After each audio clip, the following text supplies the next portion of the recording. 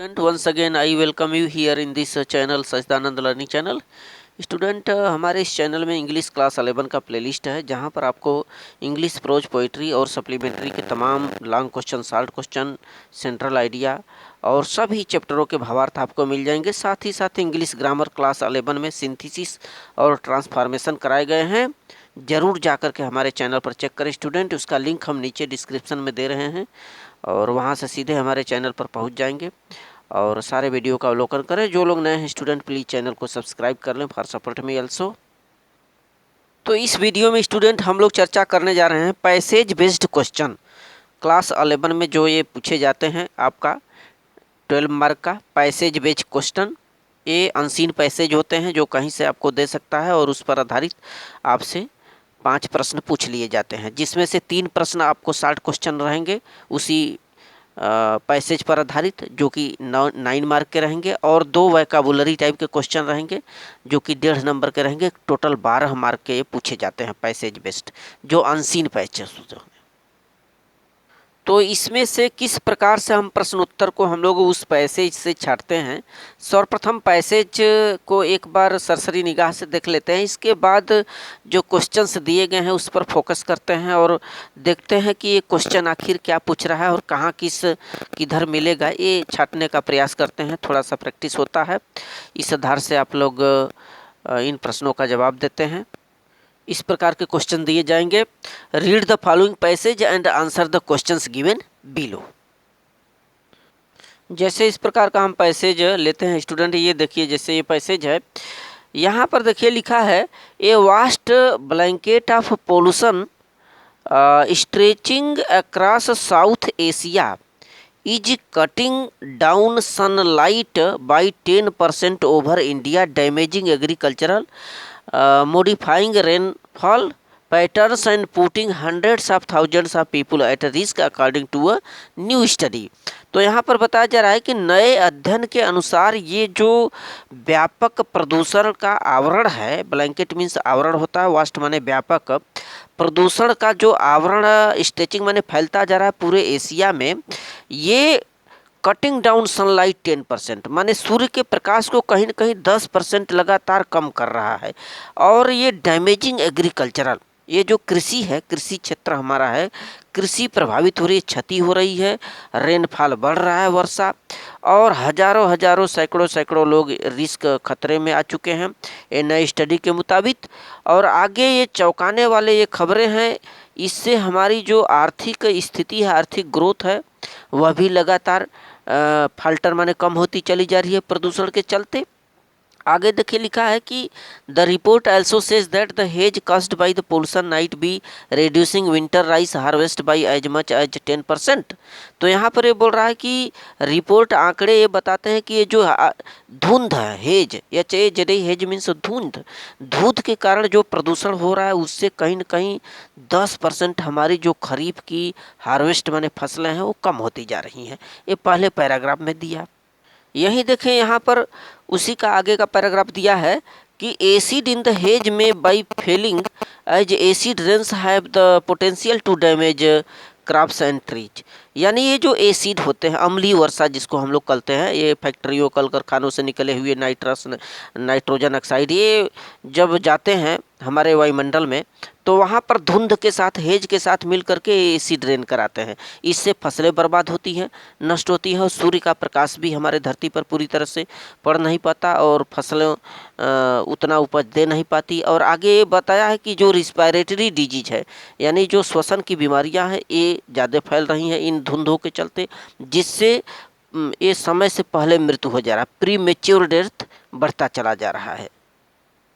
तो इस प्रकार से ये पैसेज है स्टूडेंट। आगे यहाँ पर बोल रहा है कि इस धुंध के चलते इंडिया, चाइना, इंडोनेशिया ये बहुत ज़्यादा प्रभावित हो रहे हैं इस धुंध के चलते। और आगे इसमें देखें, यहाँ पर इसमें बताया जा रहा है कि अगले 30 साल में ये प्रदूषण, ये पॉपुलेशन जो बढ़ रहा है, इससे धुंध भी बढ़ता चला जा रहा है। पॉपुलेशन यहाँ बताया जा रहा है कि 5 अरब तक बढ़ जाएगा, जिससे धुंध के खतरा और बढ़ जाएगा। अब ये पैसेज होते हैं, इस पर क्वेश्चन देखिए किस प्रकार से दिया है। पहला क्वेश्चन दिया है यहाँ पर स्टूडेंट की, which countries are most affected by the haze and why. यानी कि कौन सा देश सबसे ज़्यादा प्रभावित है हेज के चलते, हेज माने कोहरा के चलते, धुंध के चलते, और क्यों। तो इस पैसेज में हेज के चलते कौन से कंट्री ज़्यादा इफेक्ट है, जब आप खोजते चले आएंगे, खोजेंगे तो ये आराम से मिल जाएगा। यहाँ पर आगे चलेंगे तो इन पैसेजों में यहाँ पर आप देखिए लिखा है कि इंडिया, कंट्री की बात हो रही, तो India, China and Indonesia are worst effect owing to their population. ठीक है, तो ये देश हैं जो कि प्रभावित हो रहे हैं। कैसे, ये क्यों प्रभावित हो रहे हैं, क्योंकि वहाँ की जो पॉपुलेशन डेंसिटी है, जनसंख्या घनत्व है, बढ़ रहा है, इकोनॉमिक ग्रोथ भी इसको प्रभावित कर रही है, और डिप्लीटिंग ऑफ फॉरेस्ट कवर, और ये जो जंगलों का विनाश हो रहा है, जंगल कम हो रहे हैं, डिप्लीटिंग हो रहे हैं, उसके चलते भी ये हेज प्रभावित कर रही है इन देशों को। तो ये देखें, India, China and Indonesia are most affected by the haze because he this is owing to their population density, economic growth and depleting forest cover. लगातार ये जो डेंसिटी है, पॉपुलेशन डेंसिटी ये बढ़ रही है, जनसंख्या घनत्व और आर्थिक ग्रोथ प्रभावित कर रहा है इसको, और जो फॉरेस्ट कम होते जा रहे हैं इन देशों में, इससे जो है वहाँ काफ़ी ज़्यादा प्रभावित है हेज के चलते, धुंध के चलते। तो पहला ये क्वेश्चन से नेक्स्ट क्वेश्चन देखें। सेकंड क्वेश्चन देखिए दिया है, why is professor B Ramanathan Nath not giving a definite answer about the effect of the haze. जो हेज है यानी धुंध है, उसके प्रभाव के बारे में जो प्रोफेसर रामानाथ हैं वो कोई डिक्लियर आंसर क्यों नहीं दे पाए हैं, कोई निश्चित आंसर क्यों नहीं दे पाए। ठीक है, तो इसको आप पैसेज में खोजेंगे कि कहाँ वो प्रोफेसर रामानाथ बोल रहे हैं उस हेज के बारे में। तो ये काफ़ी इजी होते हैं, बस आपको सर्च करना पड़ता है। जब यहाँ बढ़ते आएंगे तो आगे देखेंगे, इधर लिखा होगा,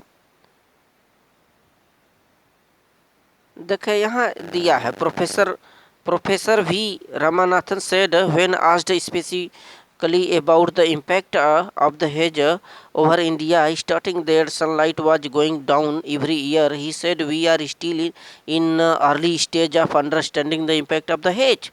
यहाँ पर वो बोल रहे हैं कि अभी हम लोग यह जो हेज है, धुंध है, इसके प्रभाव को समझने में अभी हम लोग प्रारंभिक स्टेज पर है, प्रारंभिक अवस्था में है।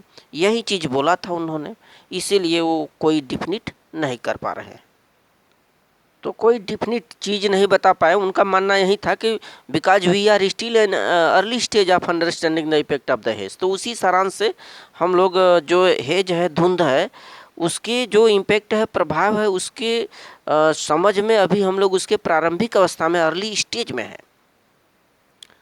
यहाँ पर थर्ड क्वेश्चन देखें क्या दिया है, why is there overall concern for Asia over the next 30 years. यानी अगले 30 वर्षों के लिए एशिया के लिए क्या सबसे बड़ी कंसर्न, माने चिंता की बात है। ठीक है, माने why is overall concern, Asia, जो एशिया देश हैं वो 30 सालों में क्यों, किस लिए ये चिंतित हैं। तो इस सारांश में देखिए, इस पैराग्राफ में आप पढ़ते आएंगे तो कहीं न कहीं दिया होगा कि एशिया 30 सालों के लिए क्यों है। तो यहाँ पर देखिए, the concern is that the regional and global impact of the hedge are set to intensify over the intensify over the next 30 years as the population of the Asian region rises an estimated 5 billion people. यहाँ पर देखिए, अगले 30 सालों में ये जो जनसंख्या बढ़ रही है, यही वहाँ पर चीज़ पूछा है कि किस चीज़ के लिए पूरे एशिया चिंतित है अगले 30 सालों के लिए। तो बढ़ती हुई जो पॉपुलेशन है, ठीक है, यहाँ पर दिया है कि 5 बिलियन पीपल बढ़ जाएंगे। तो यही आंसर छाटने पड़ते हैं। ठीक, there is overall concern for Asia over the most 30 years because the population of the Asian region rises an estimated 5 billion people. तो ये 5 अरब जनसंख्या बढ़ जाएगी अगले 30 सालों में। And haze are set intensify, और उसी के साथ ही ये जो हेज है, धुंध जो बढ़ रहे हैं, वह भी बढ़ते चले जाएंगे जैसे जैसे ये जनसंख्या बढ़ती जाएगी। यही सबसे बड़ी कष्ट और ये चिंता का सबब बना हुआ है। तो इस तरह से ये 3 क्वेश्चन पूछे जाते हैं। यहाँ से 2 क्वेश्चन आपको वोकैबुलरी टाइप के, ऑब्जेक्टिव टाइप के क्वेश्चन पूछे जाते हैं। क्वेश्चन नंबर 4 जैसे देखेंगे, a synonym of disturbing in paragraph 4। तो पैराग्राफ 4 में जो डिस्टर्बिंग शब्द है इसका साइनोनिम मानी कि ये आपसे पर्यायवाची शब्द पूछ रहा है डिस्टर्बिंग का। डिस्टर्बिंग माने होता है जैसे छेड़छाड़ या परेशान या खलल विघ्न डालना, ठीक है। तो ये चारों विकल्पों में कौन सही होगा आपको पैराग्राफ 4 से चेक करना है। तो देखिए ये पैराग्राफ ये फर्स्ट है, ये पैराग्राफ थर्ड दिया है आपका, और ये पैराग्राफ सेकंड था, ये थर्ड है, और ये लास्ट वाला फोर्थ है। तो इसमें आप देखेंगे तो कहीं न कहीं वो शब्द मिलेगा जो डिस्टर्बिंग पूछ रहा है, डिस्टर्बिंग। तो जब पढ़ेंगे population density, economic depleting forest और क्रिमिनरी बिल्डिंग अप, यहाँ पर देखेंगे हेज, देखिए build up of haze mass as acid aerosol other particles is disrupting weather system. तो यहाँ पर बता दिया कि धुंध, ये राख, ये एसिड, एरोसॉल और तमाम छोटे छोटे कण ये क्या कर रहे हैं, डिस्टर्बिंग डिसरप्टिंग वेदर सिस्टम, जो मौसमी तंत्र है हमारा, जो पर्यावरणीय जो मौसम है इसको कहीं न कहीं खलल डाल रहे हैं, डिसरप्टिंग कर रहे हैं, ठीक है। डिसरप्टिंग यहाँ पर आप देख पा रहे होंगे, यही है उसका साइनोनिम। तो डिस्टर्बिंग, खलल या बाधा डालना, इसका आंसर होगा disrupting, correct. Question number 5 check करें। In paragraph 2 the word premature means the same as, यानी जो पैराग्राफ 2 में प्री मेच्योर है, प्री मेच्योर का मतलब कि समय से पहले या समय से पहले जो चीज़ हो जाती है या असामयिक।